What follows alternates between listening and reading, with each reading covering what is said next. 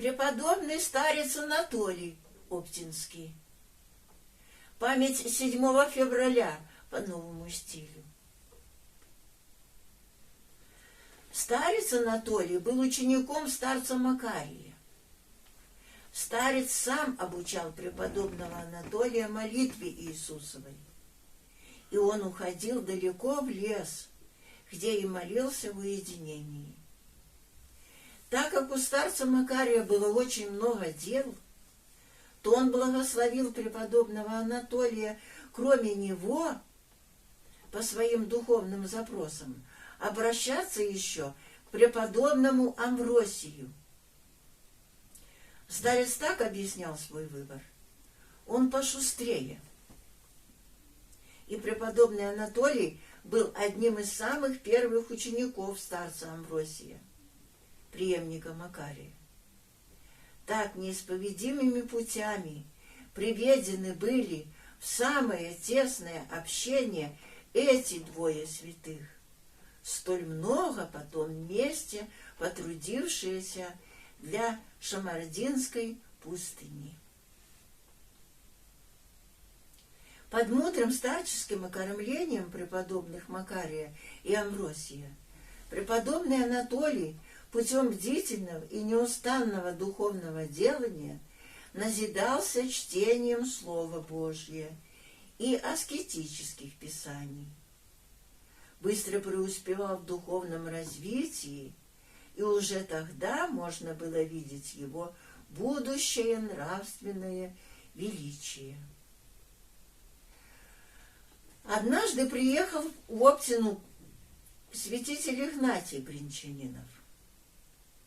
Он пожелал видеть и беседовать с тем из иноков, кто опытно проходит святоотеческое учение о молитве Иисусовой. Ему указали на преподобного Анатолия. Святитель долго беседовал с ним.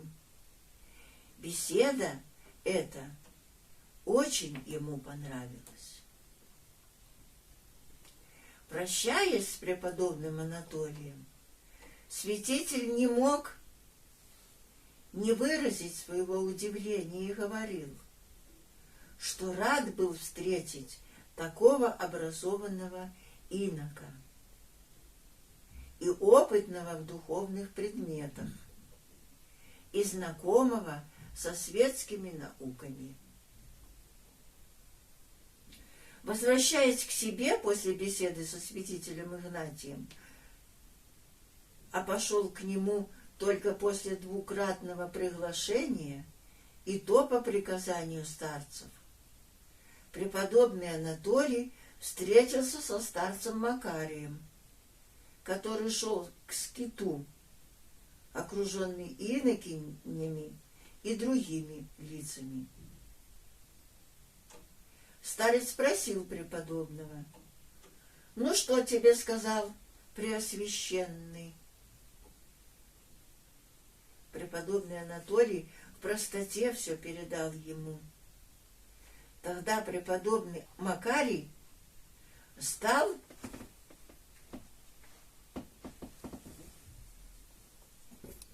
при всех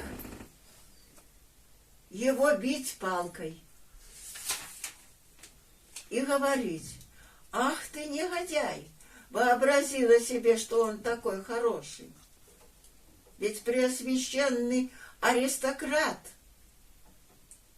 на комплиментах вырос. Он из любезности и сказал тебе так, а ты и уши развесил, думая, что это правда». Со стыдом пошел потом к себе инок. А старец Макарий, как только преподобный Анатолий отошел от него, сказал бывшим с ним: «Ведь как вот не пробрать? Он монах внимательный, умный, образованный, и вот уважаемый такими людьми. Долго ли загордиться?»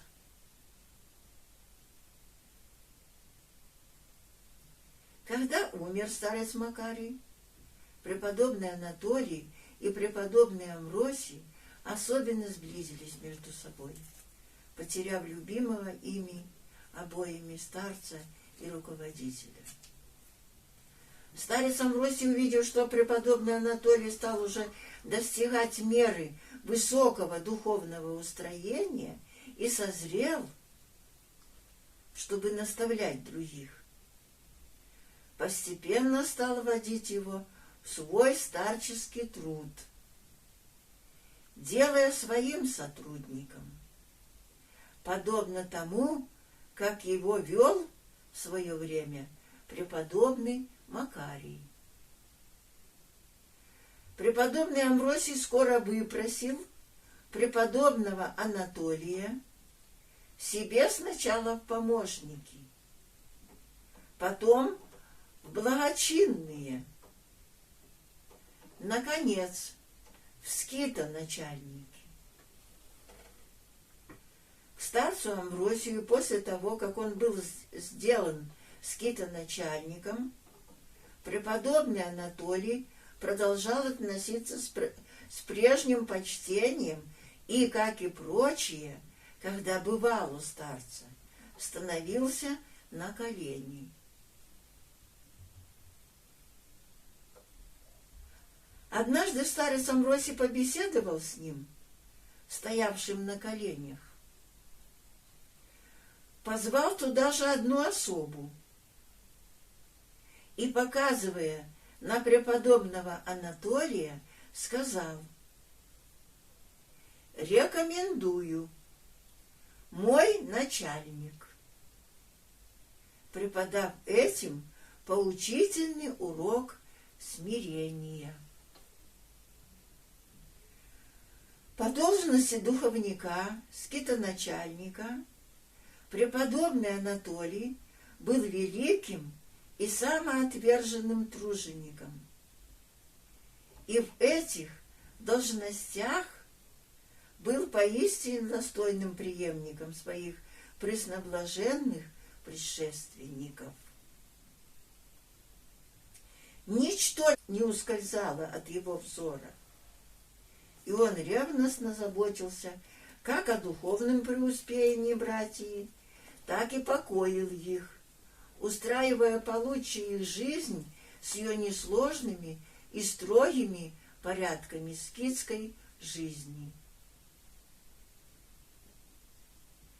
Преподобный Анатолий своих духовных детей по всем важным делам за советом направлял к старцу Амвросию.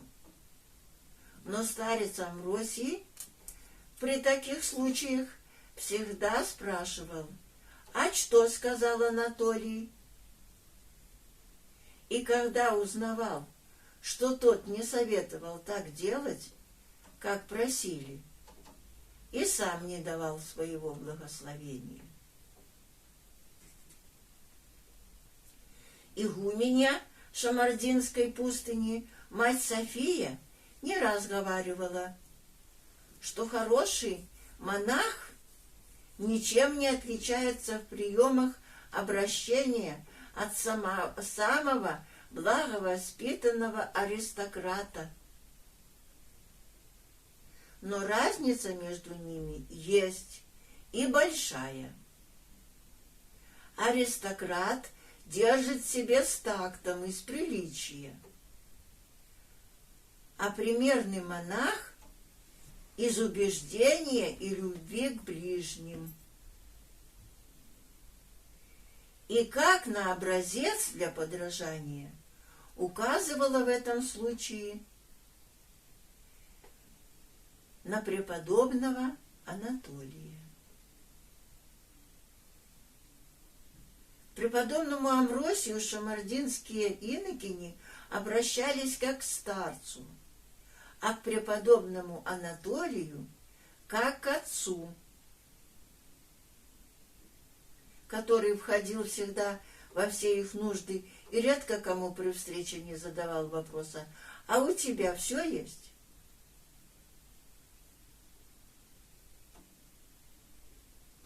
Старец Амвросий не раз говаривал шамардинским насельницам: Я редко вас беру к себе на беседу, потому что я за вас спокоен. Вы с отцом Анатолием. Преподобный Амвросий называл преподобного Анатолия великим старцем и делателем молитвы Иисусовой. Ему такая дана молитва умно-сердечная и благодать, говорил он, какая единому из тысячи дается. Преподобный Анатолий на склоне дней своих имел те же дары духовного совета, прозрения и тайники души человеческой, и знания будущего, какими были так богаты его наставники, великие старцы Макарий и Амвросий. После смерти старца Амвросия преподобный Анатолий стал быстро слабеть. Задумчивый и грустный, он тяжело чувствовал свое духовное сиротство и сам быстро приближался к закату своей жизни.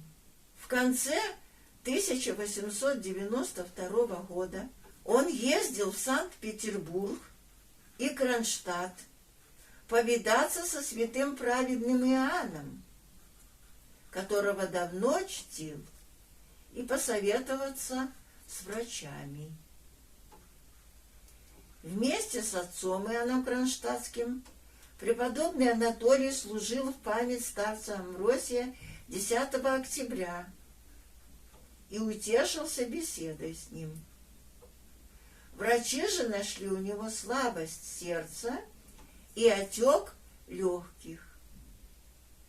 Согласно их советам, он начал было лечиться, но это лечение, требовавшее прогулок, скоро прекратилось. Ноги старца стали пухнуть, так что обувь налезала, и он не смог больше ходить. Старец Анатолий кротко переносил недуг.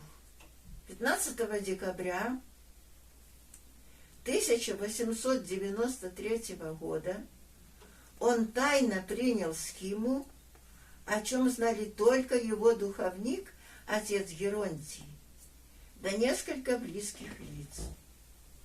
Через 3,5 месяца после этого, 25 января 1894 года, во время чтения отходной, старец преподобный Анатолий тихо почил на 71 году своей жизни. Преподобный Анатолий Обсинский, моли Бога о нас.